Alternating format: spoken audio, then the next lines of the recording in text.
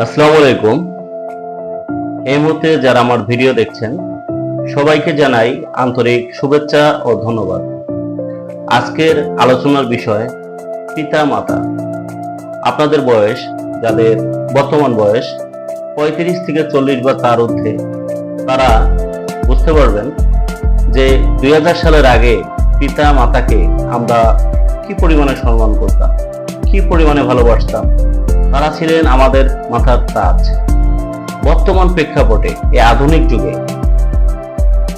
সবচাইতে বড় অপরাধ হচ্ছে কষ্ট করে, দুঃখ করে, আদর করে, যত্ন করে প্রত্যেকটি পিতামাতা তার সন্তানদেরকে বড় করছে। বড় হওয়ার পরে তারা শিক্ষিত হচ্ছে এবং বড় হওয়ার যে শারীরিক যে শক্তি, সেটা পিতামাতার পরে প্রয়োগ করছে। ফেসবুকের পাতায় যখন দেখি যে কোনো ছেলে বা মেয়ে সম্পত্তি, টাকা এবং নেশাগ্রস্ত হয়ে বিভিন্ন কারণে সন্তানের হাতে পিতামাতা খুন হচ্ছে, তখন আমার একটি প্রশ্ন জাগে, আসলে কি আমরা মানুষ? আমাদের এক ফোঁটা চোখের পানির জন্য আমার মা সারা রাত জেগে কষ্ট করেছে। আমার বাবা শেষ রক্তবিন্দু দিয়ে আমার স্বপ্ন পূরণ করেছে। আসলে বর্তমান যে প্রেক্ষাপট, আসলে কি আমার বাবা মারা সেভাবে সম্মান করছি? আল্লাহ তাআলা পবিত্র কোরআনে স্পষ্ট করে বলে দিয়েছেন, বাবা মায়ের মধ্যে কেউ অথবা উভয় যদি তোমার জীবদ্দশায় বার্ধক্য উপনীত হন, তবে তাদেরকে উফ পর্যন্ত বলো না এবং ধমকও দিও না। সূরা বনী ইসরাঈল আয়াত 23। চিন্তা করে দেখুন, আল্লাহ তো উফ বলাও নিষেধ করেছে, আর আপনি আমি তাদের সহিত সহিংসতা করছি। মনে রাখবেন, রাসূলুল্লাহ সাল্লাল্লাহু আলাইহি ওয়াসাল্লাম বলেছেন, পিতার সন্তুষ্টিতেই আল্লাহর সন্তুষ্টি। আপনি কপালে সিজদার দাগ ফেলে জান্নাতে পাবেন না।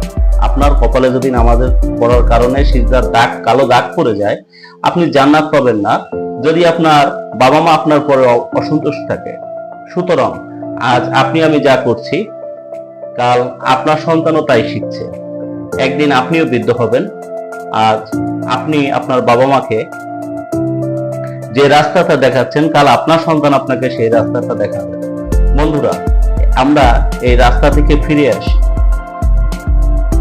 যখন কাজ থেকে আসছি বা যখন কাজে যাচ্ছি, আমরা বাবা মার মাথায় হাত বুলিয়ে দেই, জিজ্ঞাসা করি যে তাদের কিছু খেতে ইচ্ছা করে কিনা।